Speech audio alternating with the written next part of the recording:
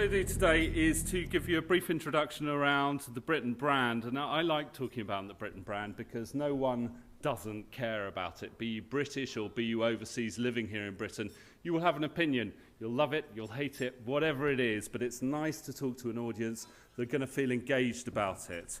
I'm then going to talk a little bit about 2012 and what we did in 2012 because that had a fundamental impact upon the way in which people overseas perceive Britain, and obviously we need to start to replicate that within our own marketing.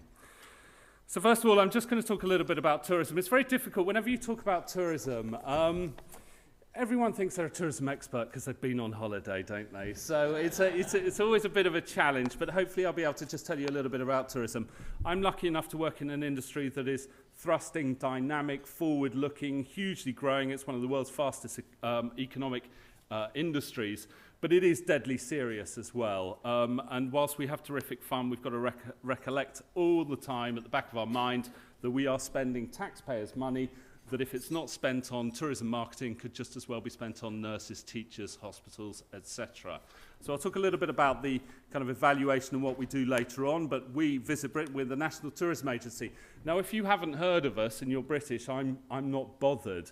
Our activities happen overseas, and that's why you may not have seen them. We do not do domestic tourism. Our role is to build the value of inbound tourism to Britain. So yes, we're an arm's length body. That's spelt Quango, for those of you that don't know. We're funded by DCMS. We do generate a lot of revenue as well through our 10 online shops selling Oyster cards, passes, theatre tickets, and we have large programs of matched funded activities with our commercial partners, and again I'll touch on that a little bit later on. We are closely aligned with government, but we are not government, if you see what I mean. So just in terms of tourism and what a success story it is at the moment, it's worth about £118 billion collectively in terms of outbound, inbound and domestic tourism.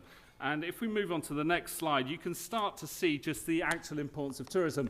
And indeed, you are all indeed business tourists here today. You have travelled from somewhere to attend a business function of one type or another. But it is Britain, the 7th most popular destination in the world, which for a small island off mainland Europe, and island is the key point there, people have got to travel to get here, travel across water to get here, that's not bad. We're the 5th most competitive destination in the world, according to the World Economic Forum, and that is competitive tourism. If you then break that down into terms of cost, for example, I think we're about 138th out of 140, so there is substantial work to be done. Tourism is the 4th largest export earner for this country, after manufacturing, pharma and chemicals, and financial services. And it equates to about 5.4% of GDP in the UK. 1 out of every 3 jobs created in the past 3 years has been a tourism job. It's a job that you don't need huge amounts of skills to enter, as demonstrated by my fair self here today. It's across the UK. It's every single minute of every single day an international passenger arrives in the UK. And tourism is spread throughout the UK, throughout the year, and it really is a dynamic, and as I say, it's the world's fastest growing industry at the moment. In terms of where we are at the moment, year to date to the end of July, we get our figures 3 months in arrears, but we're 4% up in terms of visitors on 2012. 2012 was a reasonably good year, but interestingly, we're up 13% in terms of the spend. And I challenge you, although you are working for different agencies of types, may be able to challenge me back, but show me a part of the economy that's running at 13% increase on 2012, and I'll give you £1. Okay, in terms of our mission, it is around building the value of inbound tourism to Britain, and that is across the whole of Britain. So it's not just London. London is a major draw for us, but it's across the whole of the UK. And the way in which we do that is 4 ways. It's inspiring travellers to visit and explore Britain. It's about using our network of international offices that I'll touch upon in a second to provide an export platform for UK industry to engage with overseas operators and media. It's about advising government on tourism issues that affect our competitiveness, whether that be visas, air passenger duty, transport capacity, that type of activity, and really maximising the public investment through co-opting commercial partners into our activity as well. So probably those of you at the back can't see this, but we have 24 offices in 21 markets around the world, a mixture of kind of the volume markets, Europe, and the increasing emerging markets of the BRIC countries, and so on and so forth. We work absolutely hand in glove with our commercial partners. Partnerships is what we do, whether they be our public diplomacy partners in terms of other parts of government. When we're based overseas, we tend to be based in embassies or consulates or British councils. We work closely with our commercial partners who, again, have an interest in terms of getting people here. We work with our brand partners, which extend our reach and extend the opportunities to see. And then we work very closely with our national and regional partners of Scotland, England, Wales, and London. I'm going to talk a little bit about Britain as a brand now, and as I say, I do like talking about this because no one is agnostic about this. And you won't need telling what a brand is, but if you look it up in the dictionary, it will just tell you that it's a type of product made by a particular company, which I just don't think, and I'd hope you'd all agree, just doesn't do it justice. But my own view is that it is the distillation of that reaction of a customer to a particular product. And what it allows you to do is it gives you competitive advantage, it allows you to get loyalty, customer retention, customer acquisition, and in certain instances, it allows you to charge a premium product as well. So if I show this to you, for example, this will bring, hopefully you will have views in terms of what this says about a destination. Nothing like a little bit of national stereotyping, is there? Here, again, quite interestingly, have a mixture of, well, again, you'll be able to tell me which country this is as well. But if I said Britain to you, it would be very interesting to hear what you have to say. And again, you might have views in your head in terms of perceptions of Britain and what that actually means. Might be the royalty, might be London. London, hugely strong brand. This little fellow here, again, in Japan, when people learn English, they learn it by reading Beatrix Potter. So we have huge amounts of Japanese visitors that go up to the Lake District specifically to see where Beatrix Potter lived.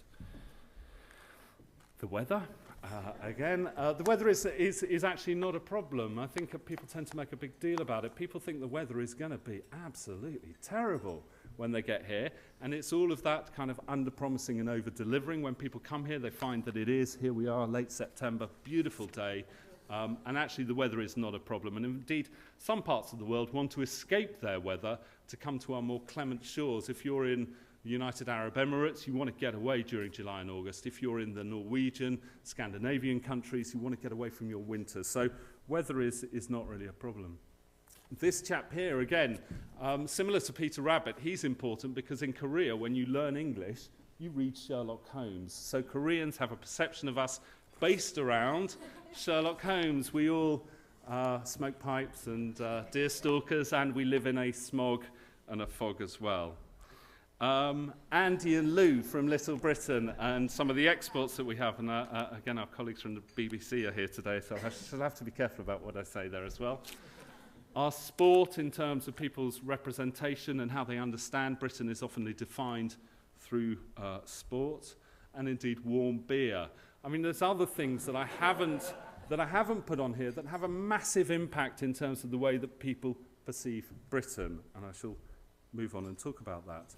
So on your tables in front of you, there are some sheets. You'll have to share them. There certainly isn't enough for everyone, but it would be very useful for me, nothing quite like a little bit of user-generated insight here. If you could mark down on that piece of paper, what to you really represents Britain. We're actually going through the process of looking at our brand, and less so the brand in terms of its representation and more in terms of the values that sit behind it, particularly in a post-2012 world. So if you could just write down, and I'm happy to hear the surprising, the rude, whatever it is, please put it down, and I will collect those at the end.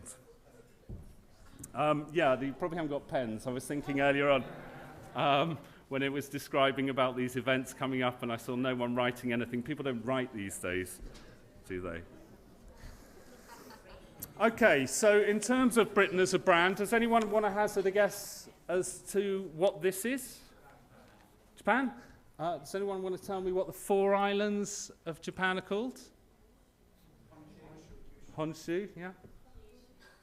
Yes. Oh, very good. Yes, okay, we've got a 4. That's very rare that you actually get that. And you're quite right, it is Japan, and these are there. But if you think about it from an alternative perspective, we're expecting Japanese people to understand the different constituent parts of Britain, London, Scotland, Wales, and England. Then again, how can we really expect them to understand about Britain if we don't understand about them? So these are some of the challenges that we face. And I say rather facilely that Wales isn't a country, it's a plate of meat in Japan. But nonetheless, you have to respect the fact that people do not understand what the constituent parts of Britain are. And if they don't know of what these constituent parts are, why on earth would they travel to come and see us?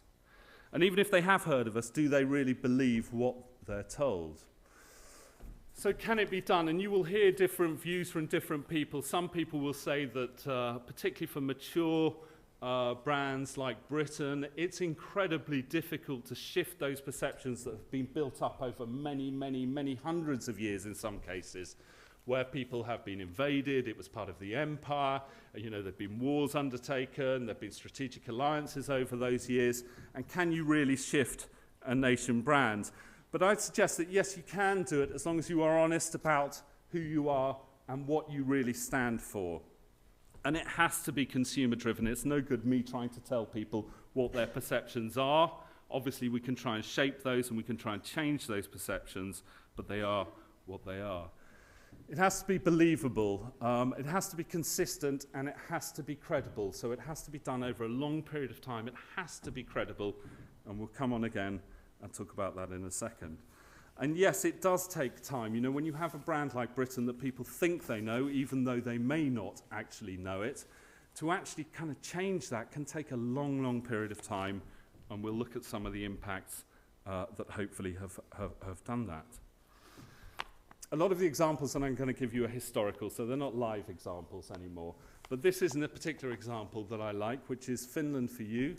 It's a world of excitement. Now, Finland is fantastic, beautiful scenery, wonderful cities, fantastic technology. Excitement, not totally sure there. Some of the other straplines that we've got, 14 countries have used at some point, or maybe do use at the moment, the world in one country. We've got 9 that are currently or were beyond your dreams. Iraq used to be a land of surprises. Coming your way in 45 minutes, apparently. Hounslow in the west of London. I'm not sure if people live in Hounslow, but that was at one point the land of the highwaymen. Banff and Buchan in Scotland. That was Banff and Buchan. That's interesting.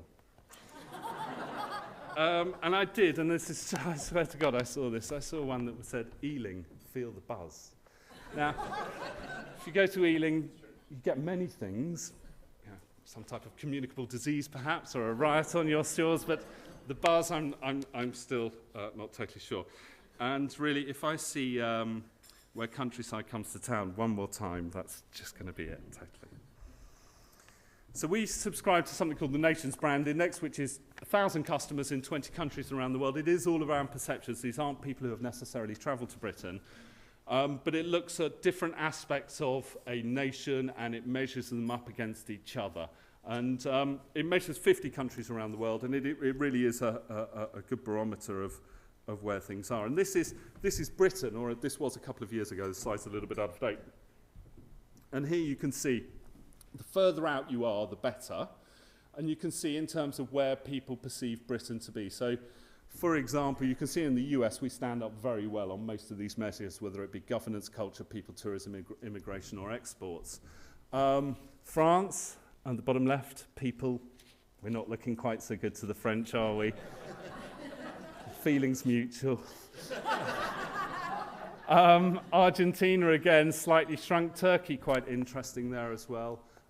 And China, again, people perceived as slightly dour, uninteresting, and not fun. We did a study again that looked at what motivates international travel. Why do people travel? And these are the reasons that they will give you. So it's value for money, it's the beauty of the landscape, fun and laughter, people are friendly and welcoming, and it offers unique holiday experiences. And you'll recognise this because when you go on holiday, these will be the types of things that you will be looking for. We then ask people how Britain stacks up against what is the best, what is Britain best at, really, if you like. Visiting places with lots of history and historic sites, seeing world-famous sites and places, easy to get around by public transport, go somewhere that provided lots of laid-on entertainment and nightlife, or watching a sport event. And if you look between the two, there's not much joined-up thinking, really, between those two slides. And that's the challenge that we, as the Tourist Board, face, is trying to demonstrate that we are all of these things. We do offer good value for money. We have fantastic landscape. Again, it goes back to those perceptions where people think that London and then Scotland, industry in between the two, they don't recognise the fantastic landscapes that we have here. Having fun and laughter, again, maybe that's predicated by Beatrix Potter and Conan Doyle, that people think that we're not going to be as welcoming as perhaps we should be. So, sorry about that. And looking here in terms of how we compare with other nations around the world, you can see here, basically, the further out to the right you get, the worse the perceptions are around Britain. So you can see rich in natural beauty, as I mentioned. People just don't understand the fantastic countryside that we have here. Having said that, I'm sounding a bit negative here, aren't I? But actually, to stack up as one of 50 countries, one of 50 countries around the world, to come third for rich in historic buildings or monuments, excelling at sport, rich in culture, contemporary culture as well, we do very well in. But the real blip for us, if you like, is that natural beauty, and this would make me feel welcome. And again, we know that people who feel welcome in a destination are twice as likely to recommend that destination to their friends and family. We all know how important word of mouth is as a marketing mechanism, and that's a real issue for us. These are perceptions, not the reality. So I'm not going to spend long on the brand wheel because, as I say, hopefully you're going to be able to help to inform me on that by some of your word associations that we've done there. But it really is around the timeless, the genuine, and the dynamic, and that mixture of kind of history, heritage, and contemporary that we have here in Britain. I mean, if you talk around heritage, and I'm sure that people from, say, for example, Egypt or Italy would say, yeah, we're pretty strong at that. If you talk around landscapes, people from Norway, people from Australia are going to tell you they're pretty strong there as well. So it is this very difficult to define mixture of all of these elements that make up the Britain brand. Okay, I'm going to talk a little bit about the 2012 opportunity, and I'm going to show you a quick film, and apologies, they should all be embedded, but they're not. But I'm just going to show you this just to remind you about last year.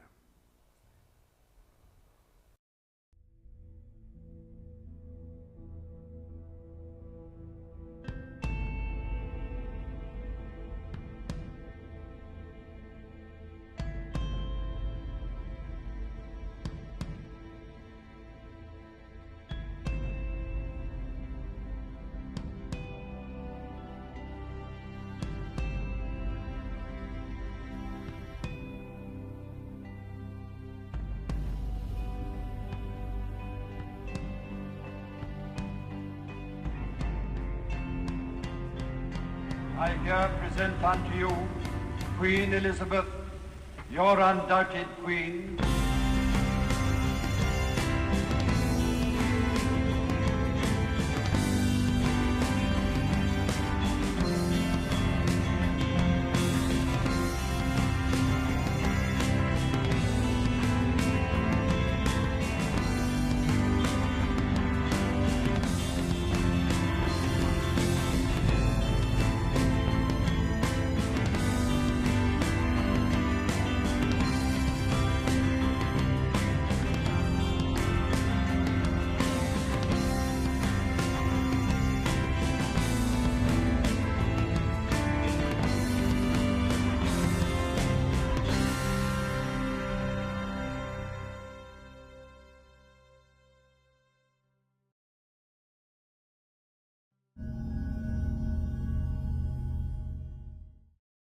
Hopefully that will bring back a few recollections of last year. And just to talk a little bit around 2012 and indeed the royal wedding that we had in April 2011, fantastic opportunities, really once in a lifetime opportunities to get Britain onto the world stage and to perhaps start to change some of those outdated perceptions that we looked at earlier on. Michael Payne was the first ever marketing director for the IOC, and this is what he said when the bid had been won, that we would be on the front page of every single newspaper, every single country in the world for 3 weeks, but not just the front pages, but the back pages, the middle pages. We would have global coverage, and that's really the opportunity for Britain, was to promote the positive image of Britain, to reach new customers. And again, it's such a competitive industry. People have a choice of so many destinations that they want to travel to. And really it was to try and get us onto the shopping list of places in emerging markets, but also to refresh and to bring a slightly more young and dynamic appeal in some of the core markets, and look to improve those perceptions of welcome as well. So our strategy was very much around building the image before the games, building those relationships that would then help us to showcase Britain. When the broadcasters were coming in, we were taking them around the country, so that you would have Channel 7 in Australia, for example, doing its weather programming from Much Wenlock, where the Olympics were invented, or the modern Olympics were invented.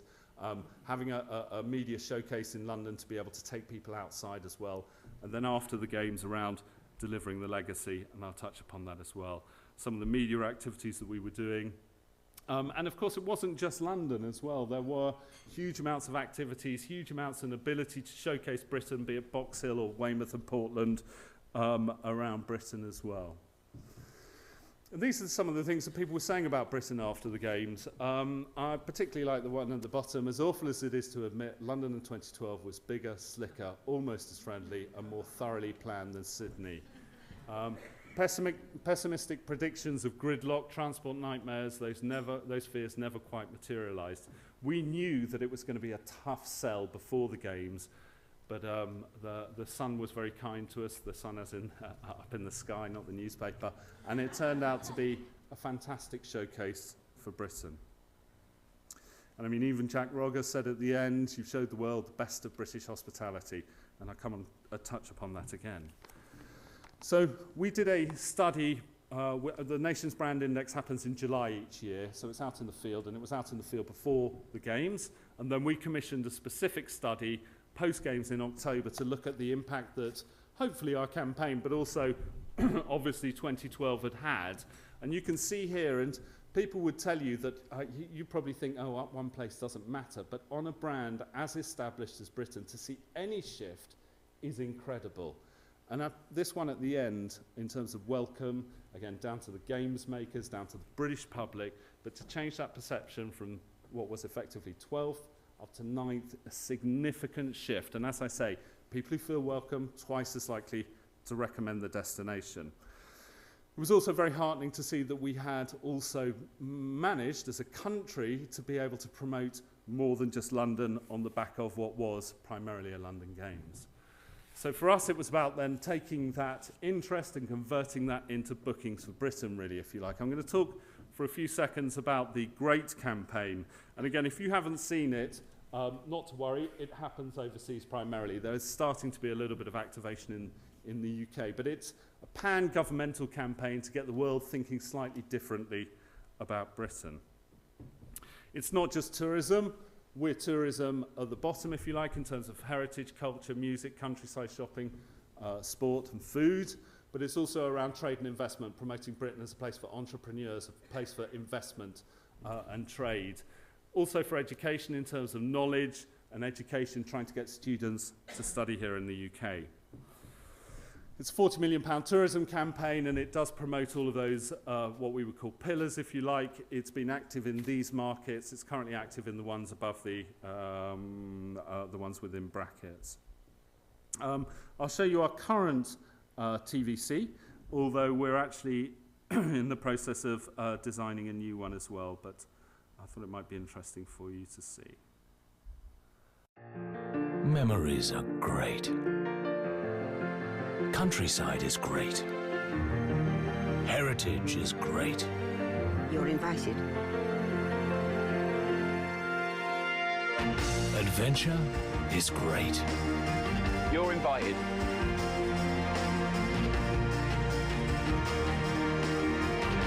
It's a great time to come to Great Britain. And you're invited. Again, you'll see the You're Invited element particularly important in terms of getting that welcome message across there. So these are the type of construct that we have: a big bold statement, a authenticator at the bottom left, a call to action in the bottom right around heritage, countryside, culture, and so on. This was in Shanghai where we had some of the advertising. I should really thank Mediacom on this one. This is my favourite one, this one, because this is right outside the Louvre Museum in Paris. And what the actual advert says on the bottom, talking about the British Museum, is it says 3 out of 5 of the world's best museums free of charge, because of course you try getting into the Louvre and it's not going to be free of charge. So some fantastic placement on that one. After the games, it was around trying to build on the awareness, if you like, and trying to move much more into that motivational side, trying to give people more reasons to travel. So a lot of advertorial, a lot more body copy in terms of some of the creative, and really trying to give people more reasons to travel now. We hooked up with Bond, and again, that was as a result of the previous campaign that we did. Barbara Broccoli saw our advertising in LA, poster advertising in out-of-home advertising in LA, and she was very interested. We tied up with them in terms of brand association. I'll show you one of the adverts that we ran in cinemas and content seeding around the world as well.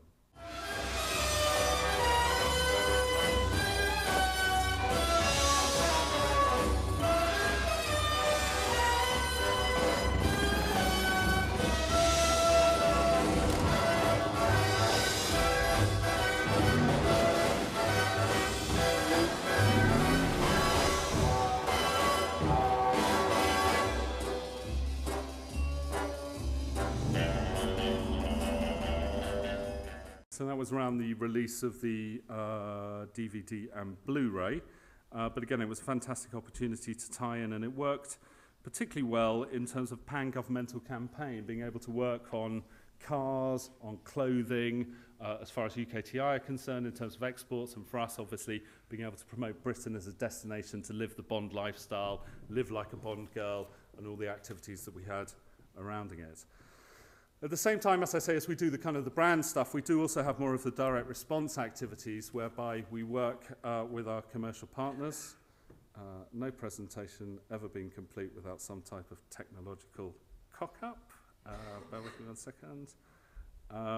We also work very closely with our commercial partners. This is an STA one, but you'll see a consistency of the brand to a greater or lesser degree across all of these.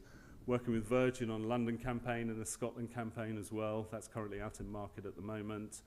EasyJet campaign in Russia, celebrating their new launch to London and Manchester. P&O Ferries, but again, hopefully you'll see some type of consistency across all of these activities, and Expedia. A small campaign we've got running with Visit Kent at the moment and KLM to celebrate the launch into Manston. And that's all very well. Nice pictures, weren't they? Is it working is the bit that you're probably concerned about. As taxpayers, you have every right to wonder what happens to your funding and whether we are delivering that return on investment. This one, well, yeah, we have moved from last place. We measured ourselves against 4 of our competitors, and we asked people whether they'd seen any advertising. And really, to a certain degree, this is related to the finance. If you put enough money in, then people are bound to recall, if you have a good media agency, which we do, then they're bound to recall the advertising. So, yeah, we've moved from last place to second place. But this is the one that we were all waiting on. And we know that those people who recall seeing our advertising are twice as likely to travel in the next 3 years in the next year, and more than twice as likely to have booked to travel to Britain already. So yeah, it was a worrying moment before we got the results back on that, but yeah, I'm delighted with that. And yes, they have made people want to travel outside London as well as to London itself.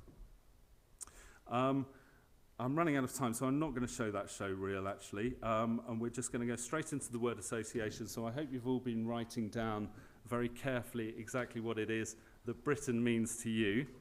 And if you want to find out any more, these are all the sources of information. vb.org is our, visitbritain.org is our kind of corporate site. visitbritain.com is our consumer site. Sign up to our media centre. Follow us on Twitter. We've just merged our Love UK Facebook pages to Love Great Britain. We've now got about 1.7 million followers on that. Join us on LinkedIn, follow me on Twitter, or sign up for our newsletter. I'm more than happy to take questions. but if you have been, thank you very much for listening.